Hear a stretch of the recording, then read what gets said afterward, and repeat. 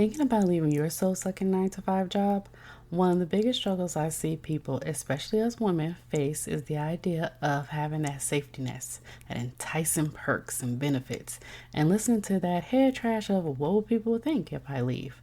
I totally get it, and I've been where you are. That's why I created a free guide to help you if you're thinking about putting in that notice. It's called Unlocking Your Exit Plan. Discover 5 things you need to do before leaving your 9 to 5. This guide is filled with worksheets and steps so you will have hand holding along the way. You can download your copy in the link in the show notes, and again, it's totally free.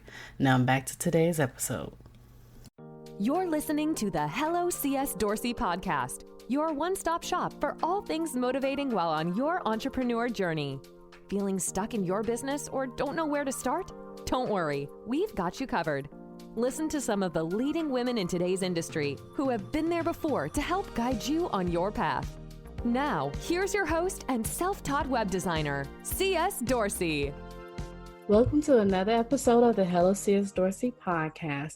I have Teresa here from Daringly Great Leadership. She is here to help us with what is going on right now, how to basically pivot during this time. Right now, it is during the time of COVID-19, and a lot of people are feeling stuck in their business and, not sure if they should actually start a business during this time. So Teresa is here, and she is going to give us all the details on her businesses and how she started a new business during this time. So welcome, Teresa. Well, thank you for having me. I'm so excited to share just the roller coaster adventures of all the things and want to be an ultimate encouragement for anyone who is feeling stuck right now or feeling like you have this sort of this like kind of inkling of wanting to start something or wanting to change something right now in terms of business. I'm going to tell you, if God is on it, this is the Kairos time to do it. So that's a little preview. I love it. Okay, so before we get into all of the details, could you tell everyone who you are and what you do? So my name is Teresa Kwon, the founder and CEO of Daringly Great Leadership. I provide business growth strategy, consulting, as well as leadership coaching. And I kind of do the two because my background is really 26 years of working from everything from mom and pop startups, small business entrepreneurs, nonprofits. I even did ministry, working in government, higher ed, corporate, doing Fortune 100, and continue to grow in all the doors that God opened for me, and being able to advise leaders and being able to really make change and do it really well, do it excellently. And I have combined all the 26 years and just pull it down to make it super simple and make it really aligned. And to be honest, 100% God aligned with your design, with your purpose, and the vision that God wants to co-create with you here on earth. And so I provide that kind of consulting and coaching, and it's been such a pleasure being able to help people birth businesses, be able to refine their businesses, pivot them, and really explode them. Okay, so I'm going to go off the cuff here. So, yeah, let's go. What is the craziest business that you've ever heard that you've helped with? Oh my gosh. I've had some crazy businesses that I've helped with. Ooh, I guess what depends on your definition of crazy, huh? What's the crazy title, and what is something that you was like, I wouldn't think to even start a business out of XYZ. Right. No, that's really great. Okay. So I've worked with businesses pretty much everything but anything that's super controversial or lurid. I won't work with anything that violates my values. Oh, here's one. And I didn't actually work directly with this person, but this person is a colleague of mine. So, we advise each other. But she started a canning business, how to can beans and how to can apricots and pickles and things like that. And she made a 7-figure business out of that. Seriously? See, 7 figures. That's the reason why I'm trying to grow. I'm trying to grow beans outside right now, and I do not have a green Mm-hmm. thumb at all. They're all dead now. Oh no. Yeah, but like, I mean, to me, I was like, you are making seven figures off of what? Like that. I just, it just seems like one of those things that you just like, no, I can't really make money off of that. Or no, no one's going to buy a course on that or an ebook on that. And I mean, if someone can make seven figures off of a canning course, I'm going to tell you, whatever idea you're sitting on, whatever piece of brilliance you think that you is just really dismissible, I'm going to tell you, you're sitting on a gold mine. And intellectual property, which is basically what that is. If you know how to do something really well, or if there's something that someone asks you all the frickin' time how to do, or if there's something that you're just like, oh my gosh, what? That's a no-brainer. This is what you do. Boom, boom, boom. You're probably sitting on some intellectual property that can be easily packaged and sold and can very much grow into a very sustainable business that helps you quit your job. I agree with you 100%. Mm-hmm. So tell us something about yourself that most people do not know. My goodness. Okay. Well, there's quite a lot of that most people don't know, and that has a lot to do with the fact that I'm an introvert. So, what's one? I think one of the things that haven't surfaced very much recently is that I have a first degree black belt in Taekwondo, and I used to be an instructor. And not only that, like before I broke my foot, I was actually on the path to the Olympics. Really? Yes. That is That was a long time amazing. ago. Well, thank No. you. I mean, still, that's Thank still you. amazing. I mean, to accomplish, something like that or being on the path, I mean, even if you didn't get there, just the thought of being on that road to, Mm-hmm. to go, I think that is Mm-hmm. amazing in itself. Wow. Thank you. Yeah. No, I mean, I feel really blessed, like that some of it is just sheer determination and my perfectionism, I'm sure. But I also believe that like there are so many doors that have been flung open for me that I could not have done by myself. Like, and there was always a reason and purpose for it. So yeah, so that's a fun fact. That was quite a long time ago, but yeah. That's amazing. So we are going to get into the wonderful, wonderful nitty-gritty details of how to start a business and how you started a business during this time that they say is uncertain, but I think it's certain during Mm-hmm. COVID-19. So let's talk about so you have a total of 3 businesses and you started one of the businesses during this time. So Mm-hmm. let's walk through that and let's talk about how you took action in starting this business. Yeah, 100%.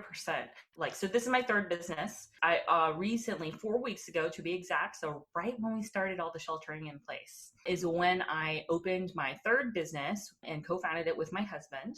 My second business is actually my consulting coaching business that I just mentioned before. And my first business was actually 12 years of corporate consulting, government, etc., working with like the UN and startup founders and things.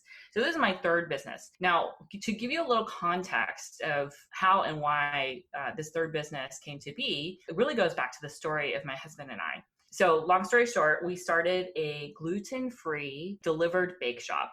Everybody, just like everybody else, when everyone was freaking out about not having enough toilet paper because everybody bought it, we were pretty calm, and said, oh, well, why don't we just go get some basics, right? Like we need to get some basics and just hunker down, and we like to cook anyway, so let's do that. And when we went, it was very interesting to find that not only were the paper goods areas, those aisles completely like bare, the other aisles that were bare, if you guys remember, maybe it's only Austin, Texas, but was the bread aisle and the yeast aisle, like any place with flour and yeast, breads, like basically these staples were basically gone from every store, and all the Facebook groups were saying like, where can I find yeast, or who has flour?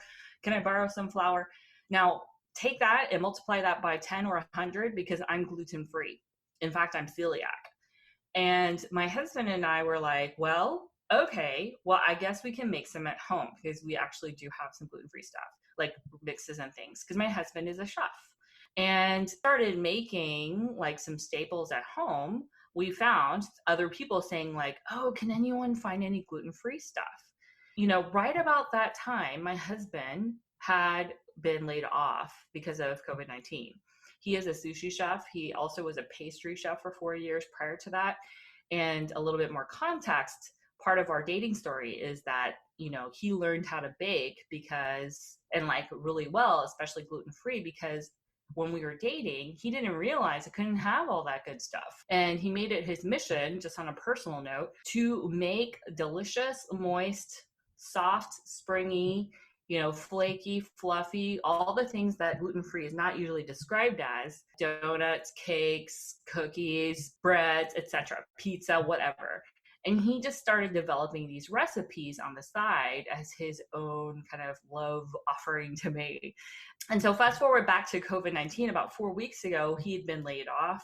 And we were like looking for, we were like, oh, let's just make some bread at home.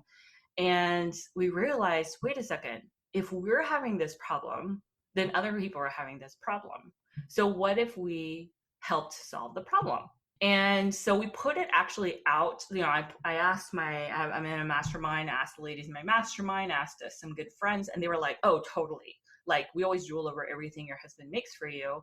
Why don't you offer that to other gluten-freeers in Austin? And we started with our neighborhood. I mean, I'm going to fast forward and we can come back to the steps, but we started in our neighborhood. We basically popped open a cottage business. So there's like, usually, depending on your state, most states have a category for like a home-based business. Like if you can do pickled goods and baked goods and etc. It's a cottage-based business that delivers doorstep delivery with contactless payment of gluten-free goods, like a limited menu. So here we are 4 weeks later, and our next week's goal is $1,500. So in 4 weeks, we popped open a business and we're making $1,500 Okay. a week. $1,500 per week. And pretty much all you guys did was just took action and did it. Mm-hmm. Yes. Now, albeit strategic action. And one of the things that I do specialize in, I just have a knack for it, is like finding the sweet spot and knowing how to start a business in a small, lean way. And a lot of this comes from being in the startup world. A lot of this comes from having worked in nonprofits, where scrappy is like, the best skill you can have. And then in addition, I come from an entrepreneurial family. So my family ran a family business. And I come from, I'm not going to deny this because, recently I had to think about it and to say thanks, is that I come from 3 generations on both sides of my family of entrepreneurs. So there's something in my blood that knows how to find a sweet spot, get that Kindle going and start growing a fire. That in 4 weeks, we are, not only making $1,500, we're profitable, and we're only working like, 2.5 days a week. I would love to work 2.5 days per week. I mean, seriously, give me a day and a half, okay? Yeah, exactly. And it's been such a godsend because it's been restorative for our marriage. It's been restorative for his body, because working 13-hour shifts as a sushi chef, really rough on his body. During sheltering in place, we've been grateful because we're both actually really high risk. I don't need him to be out and about right now. So we've been so grateful. It's kind of like, wow, thank you, God. Like, it sucked for him to lose his job and he felt that blow to his ego, but it's given us the ability to resurrect a dream that he's really had for so long. And like, for us to be able to have some financial input and creativity and the rest in between. Sometimes things have to happen to basically push you to where God wants you to be. And He knows our hearts and our minds. It's like, and He also know, where we want to be. as Mhm. far as like our dreams and our goals and everything. I don't think that, well, I could ask you this. Do you think that your husband would actually do it if this had not happened? If COVID-19 would have had not happened, he didn't get laid off. Yeah, no. I mean, it would have been a while. We talk about it a lot, and we've tried it as a side gig a few years ago. And it was just, I was in a different role. I wasn't working for myself. I was working in a startup, working 80 hours a week. I had my consulting business on the side. If it was a $500,000 business, then I was pretty busy, so I really didn't have the bandwidth to help manage and kickstart his business. And he was working 13-hour shifts, and that was basically our life for like years. If COVID-19 hadn't really disrupted everything and made us pause and really think about being open to opportunity rather than thinking about what we've lost, I think that's been a big key for us, is that every time something has happened, like, we go, okay, well, where's God in this? This may be the disappointment right now, but it's really his appointment for the path and the door he wants to open for us. And that truly, truly has been our posture. And, I do believe too, like there is definitely, you need to have space to grieve and to be sad for the losses. And, we said 48 hours, you have 48 hours to like, kick things and, raise your fist at God and have your moments and let's have a cry and let's, but after 48 hours, we need to look at what is next. Because I really don't believe that God ever means to just put us in a lurch, in a ditch, in a hole. I think about Joseph and how, if you think about it, if you were Joseph and your brothers just beat you up, threw you in a pit, were left for dead, then sold you into slavery, you probably would think that your life is over. And yet, that was a big part of his story that has absolutely, like, really truly shaped an entire civilization, including his family, and a prophetic things that were laid in place for that, from that story. And so I think about that and I'm like, well, you know what?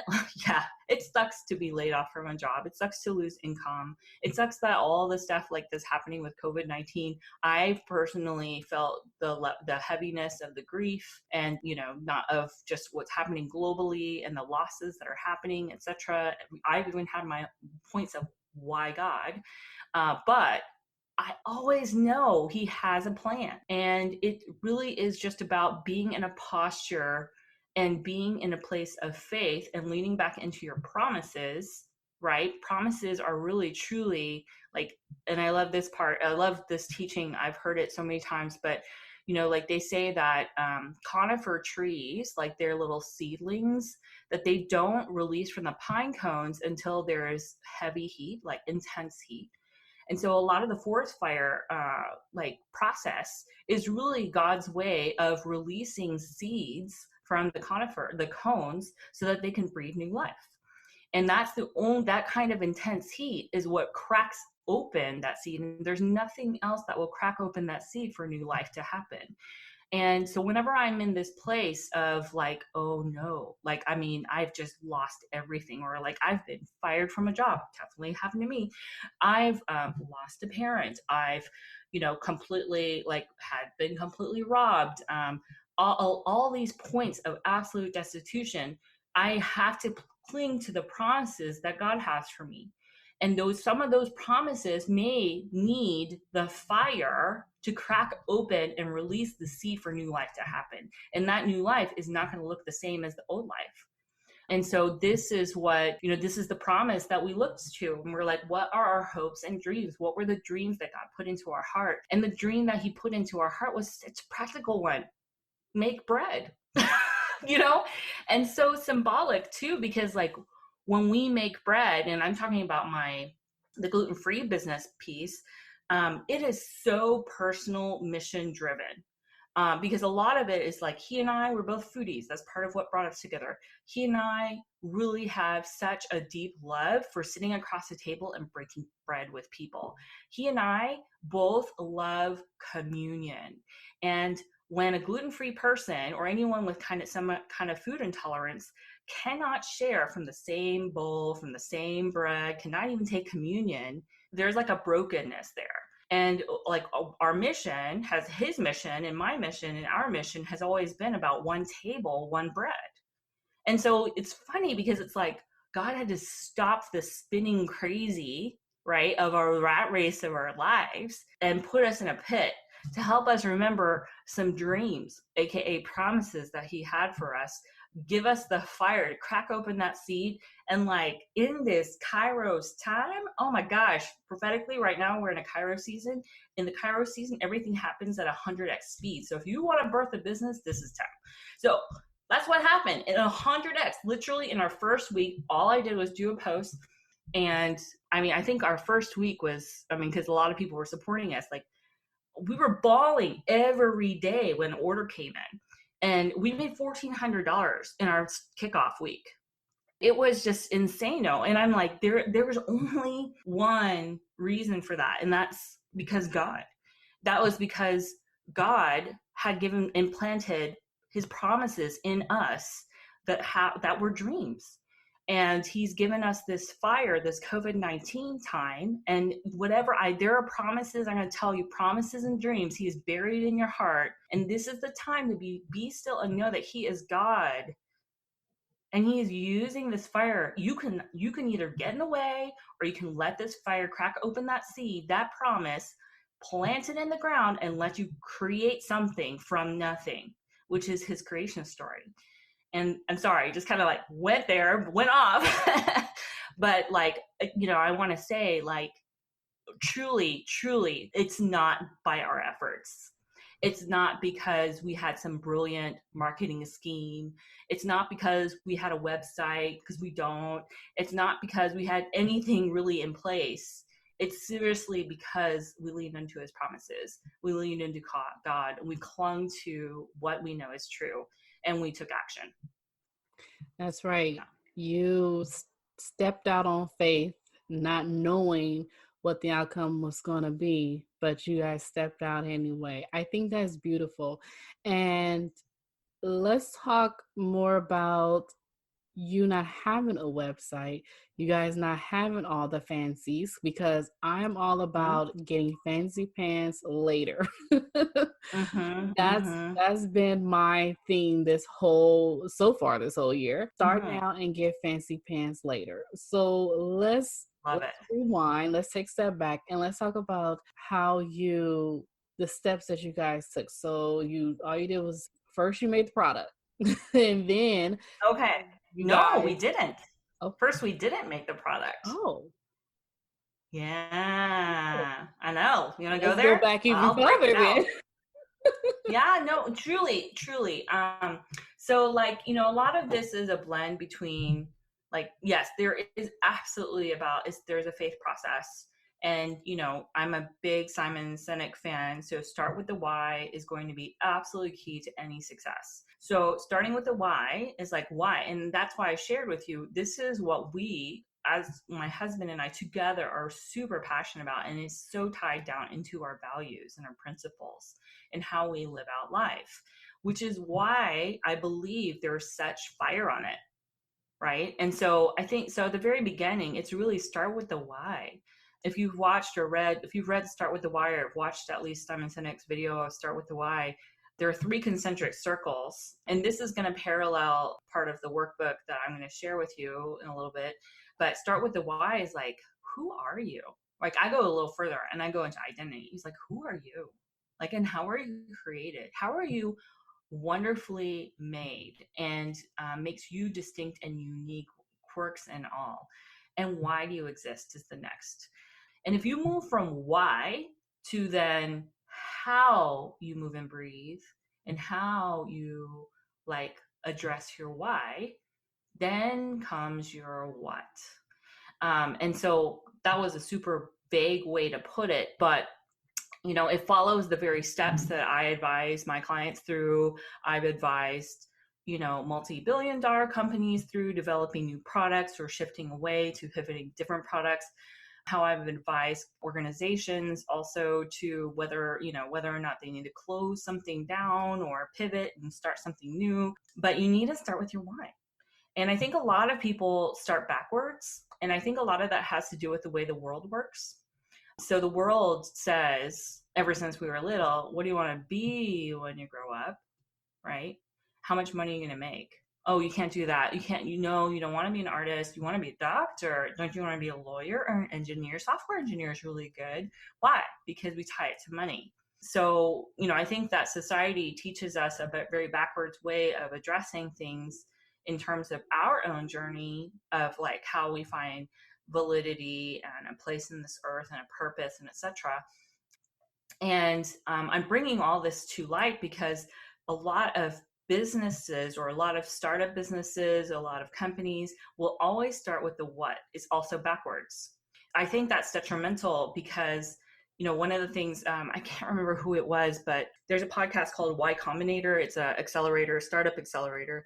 But there was a podcast episode and I love this one line. Can't remember who it was that said it, so I apologize. But it's a simple and common fact that if you have a product and you're just trying to peddle it and like match it to a problem, then you're going backwards and you're never going to succeed.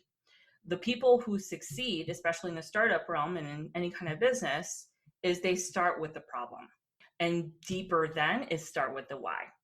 And so, no, you don't want to start with product. You really want to start with identity. And then you want to start with the why, which is your purpose. You line those stars up and you start to identify, and like just naturally, you're going to burn about things that are a problem. And some things are practical, like us, bread, gluten-free bread, super practical, but it all lined up with our why and our who. So you want to start with your identity and your why. Then you want to find the problem that just grates on you. Like, for example, Sarah Blakely. I mean, her story is what? She just wanted to be able to wear white pants and not have a panty line. Okay. So like she started an entire business empire on that why. And she was like, it doesn't have to be this way. Why does it have to be this way? And she started developing a product and she started peddling that product because it solved a problem. And the reason why it sells is because it solves the problem. And then she also has branding and testimonials and all that stuff. And that's all the fancy fluff later. So you got to start with the problem. And some of those problems, maybe you've already solved, like that's the stuff that I'm saying, like you kind of dismiss already. You're thinking, oh, people already know that, or like you can Google that, or like there's so many books on that, or like people already do courses on that, or like why don't doesn't everybody know that? Like that's the stuff that the problems you already solved, but you started with the problem, you see, and then you found a solution, and your solution is then becomes potentially your product. So for us, our problem was can't find gluten-free bread. We had another problem. Oh, we need more income. And we had to solve that. And we solved it with, hey, well, we can make some pretty darn good gluten-free breaded products, baked products. I'm pretty sure somebody else wants some too. Let's test that. So that's the next step. So you want to be able to find something that can test. But the way we started it was by a test. And I'll tell you a little story of how Dropbox started. So I don't know if you know, do you have a Dropbox? Yeah, I do. Okay. I'm pretty sure the world mostly has a Dropbox, right? Yeah. Well, do you know how they started Dropbox? No, I don't.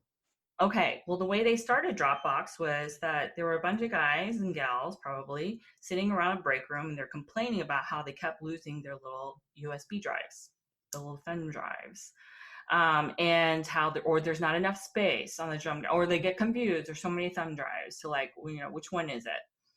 And then they started pontificating and ideating and saying, wouldn't it be awesome if there was just this one place that you can store all your stuff, kind of like a hard drive, but you can access from anywhere. So you don't have to like bite size down 3 megabyte, 3 gigabyte drives. And so then they started saying, yeah, that would be awesome. I mean, access from anywhere. You can do it beyond a password, blah, blah, blah.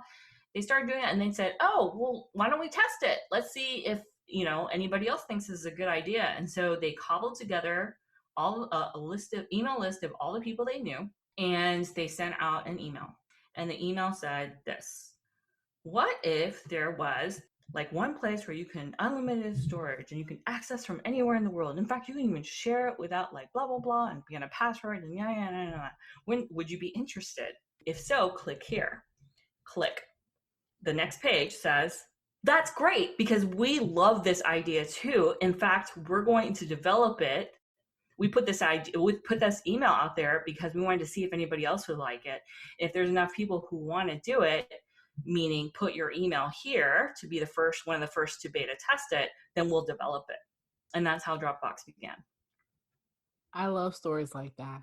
All it takes is, like you said, a problem, and how do we resolve this solution? Some of the great things that we use on daily basis or things that's coming out is all because there was a problem. All you have to do is say, hey, this is a problem. I want to try and solve it, and just take that step. A lot of people, I go back to this again, like a lot of people think you have to have a website and you have to do all these launches and these webinars, and it drives me crazy because I'm like right in the middle of getting ready to launch my podcast project course, and I'm like, okay, I need to do this, and I'm like, well, Candace, what if you don't do that? What if you just reach out to some of the people that you know and just say, hey, it's now open, and then just a few reminders that the cart is closing, and that's it. Exactly. Maybe hey, that's it. Video. Right. We don't need to complicate things. Right. You really don't. And I think that's one of the reasons why the startup world takes off, is that they use this concept of lean startup. And what I'm breaking down for you is basically lean startup. And that's what we did with our bake shop as well. I'm in a neighborhood group. I mean, you might be in a neighborhood group. I'm in a Facebook neighborhood group, and they know me, I know them. And I wrote a post and said, hey guys, so, news, my husband just lost his job. However, we're going to turn lemons into lemonade. And we were wondering if anybody would be interested in ordering gluten-free baked goods. Here are some things that he can make. That was it. And that post went viral. In fact, it went so viral, it went into other neighborhood groups, like the moms groups and the other groups, and people are like spreading word of mouth. And that's all I have done. That's how we started. 30 yeses within the first 5 minutes. And they were like, oh my gosh, can we make an order? How do we make an order? What's your menu? Blah, blah, blah, blah, blah, blah, blah. And I just said, it was like a Tuesday night. And I was like, and I just looked at my husband. I said, I think we have a business. We have a viable business idea. And he's just like, oh, really? And he's like, what did you do? And I was like, I just and I didn't even ask him. Okay. I just posted it because God said to do it. And I was like, okay, I got to post this. And I told him, I was like, well, honey, I just volunteered you as a bake shop chef.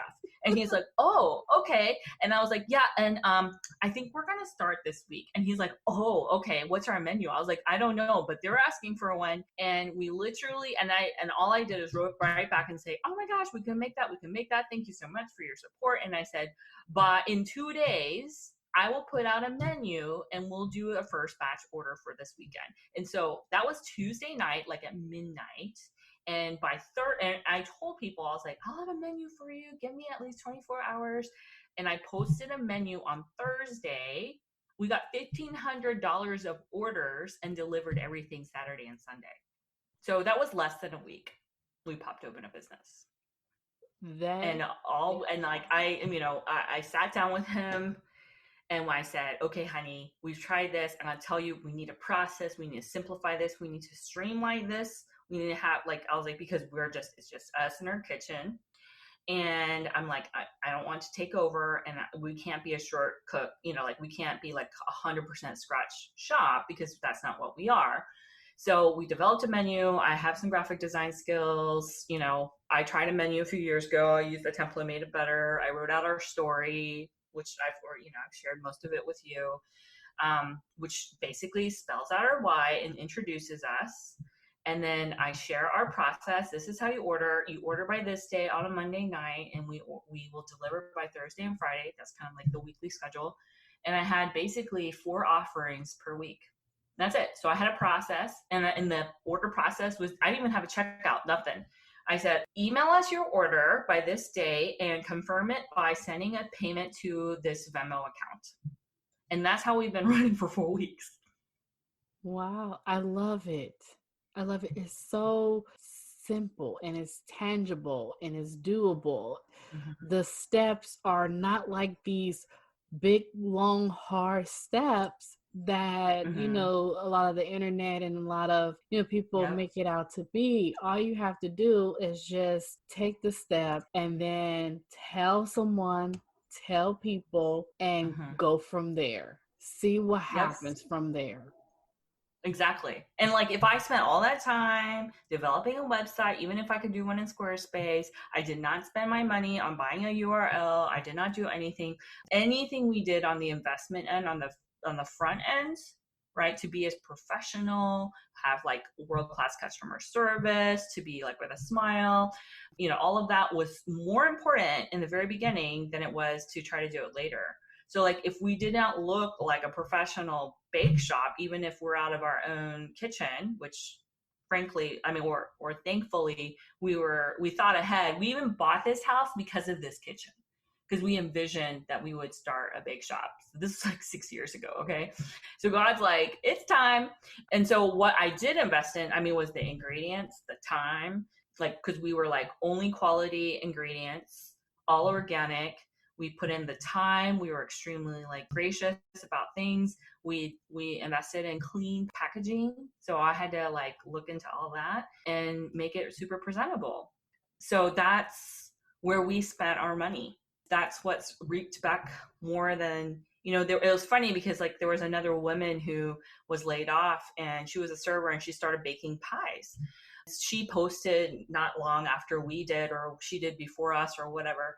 And she's still baking pies, but like now there are other kind of cottage businesses that are reaching out to us and asking us to collaborate, because we came out of nowhere and now everybody knows our name. All we did was lean into God's promise, into our why, solved a problem, presented the problem, tested the problem, right? And we did it in a way that was organic, right? Test it with the people that trust you and know you, and then just grew from there. And we just asked people to do word of mouth. And now we're like turning into one of the bigger cottage businesses. And frankly, for me, I'm like, okay, I'm like ready to hire somebody so I can focus on my business again. But like with COVID-19, like definitely not letting anyone into my home. We're even still not sure if we would want anybody else to deliver, because like we've always been super cautious because we're high risk. And that's part of the thing. It's like, I'm celiac. I know I'm not going to use, anything that's going to get people sick, no trace ingredients. I also know how important it is to not spread the virus. And we've been taking precautions since before they even started saying before they did lockdown, because my husband and I are just like, yeah, we can't risk that, and I think our customers know that. That's awesome. So yeah. So all to say is like, if it's the right business and like it's fueled by your why. And like a lot of people, like they read our story and they're like, oh my gosh, you guys are so cute. Like that sounds like such a great love story. And it is a true story too. But God's been on it clearly for a long time. Like for over a decade, he knew what was going to happen and wove it into our story. And we just happened to say yes, at the right time. So speaking of decades, what advice would you give yourself 10 years ago? Wow. I feel like this last decade flew by. So I'm 44 now. So that would have been 34. So 34, I was just finishing grad school and I was moving. So I moved overseas. Oh my gosh, that was 10 years ago. And that's actually how I met my husband. So what would I say? It's the same advice I give all my mentees, and the same thing I lean into, which is this, is that if it scares the lights out of you, God's probably on it. God uses the foolish and the weak to do amazing things. When I moved overseas, was right after grad school, which was right after the 2008 recession. I was on track to go get a PhD, and all the endowments were dried up. So I got into PhD programs, but there was no fellowships. And I was told, like, you should wait a few years before the endowments grow back. Just go do something else. And, I was kind of like, whoa, this was my life's plan for the next 10 years, the rest of my life. What do I do? And a door opened for me to go start a graduate program in my discipline overseas. And I had no money because I was a starving grad student. I had no home because we had to move out of our house by that point in time. I had, I had nothing. And, but I had this sense that I should go to Korea, which my heritage is Korean, but I was born and raised in Texas. So for me, I'm like, I don't have any family there. I don't know anybody except for like somebody I met like during my travels. I don't have any job prospects. I don't know anything about, like that kind of stuff. But then this door opened for me when I was working in DC, to go help start a graduate program. And honestly, like I remember freaking out, feeling like it was the end of the world. I had no money to my name. I had my car and whatever fit in my car. And I would tell her, just do it. I mean, I ended up doing it. I'll tell you, I just bought a one-way ticket without to go to an interview within 24 hours of like leaving on my flight, and no place to live, no nothing, sight unseen. And I took my own advice that I would give right now, which is like, just do it. It's like when you feel that kind of level of, oh my gosh, fear, then God can do some pretty incredible things. And I've seen him do that over and over when I've been up against the wall, literally stranded, and then God will tell me, go talk to that person. They're going to give you a place to sleep tonight, And I was pretty much in that situation, and it all worked out. And I ended up meeting my husband over there, and I ended up developing my career and working for like the UN and all this stuff, from that one choice. So I would tell her, just do it. Like, stop stressing out. Just do it. Just follow the fear. Just follow the fear. I love it. I love it. So let's talk about your workbook that you have, for our listeners. One of the things I started doing actually right before the COVID stuff hit. It's like, so this year, the word, like, just really heard from the Lord to starting end of last year, to simplify everything. And so I feel like God gave me a great heads up in advance of like the COVID stuff. And I'm so grateful. But I kind of had this hashtag going, and I called it slower, closer, deeper. And meaning like slow down, like stop being in the frenzy. Closer meaning like focus on the people who are the most important, like right around you, like in real life relationships. And then deeper was like, go deeper into me. And I was, in a season of, I started some inner healing stuff. I started writing books. I still have 2 books I still need to finish. That's my goal for the end of summer. And one of the things that started birthing from my writing is that I realized I needed to write other things, like maybe not on this specific topic, like that I was writing the book on, but like I would get these ideas and I would have to start writing them down. So I started creating this e-zine. I guess that's what it turned into. I would end up writing these workbooks because this is what I would coach my clients through. And one of them had to do with this identity process. And I call it the identity circles framework. So I built out this framework, and I alluded to it a little bit before, but it's 4 layers, and the inner section is like the who. It's like, who are you? I know that there are a lot of people who have seen the framework that has 3 concentric circles, maybe even 4, that talks about how to identify your sweet spot for business. It's a little bit like that, but different.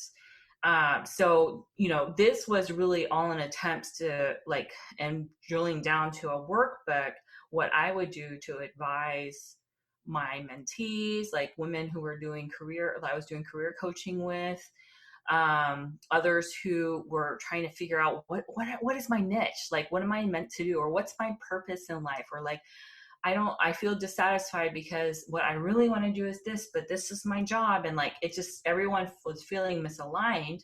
And yet every time I drew out this framework and like walked people through it, it was like everything snapped into place. And there was that unsettled feeling would go away. So I put this into a workbook so that people can walk themselves through the framework.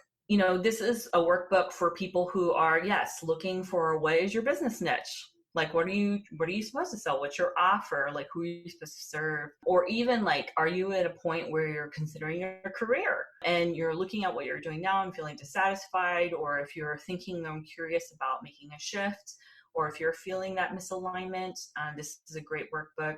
If you are in the, age-old question of like, what's my purpose? This is also a great workbook for that, because I love all the things that have been written, and I've probably been very influenced by them, that has to do with like discovering your purpose.